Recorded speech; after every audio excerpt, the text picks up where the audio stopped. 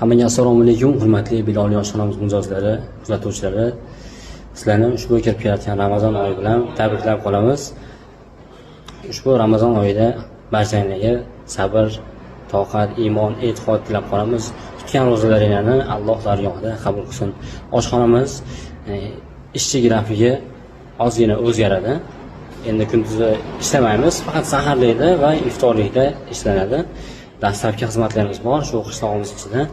Bemalol telefon qilishingiz mumkin. Ovqatlarimiz o'sha bo'ladigan ovqatlarni, har kunning videosini, hamma ma'lumotlarni sizlarga tashlab boraman. Sog' bo'linglar, salomat bo'linglar.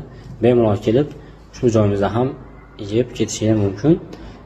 Iftorlikka ham, saharlikka ham sharoitlarimiz bor. Sog' bo'linglar. Obuna bo'lish esdan chiqmasin, like bosish esdan chiqmasin. Sizlarni yaxshi ko'raman.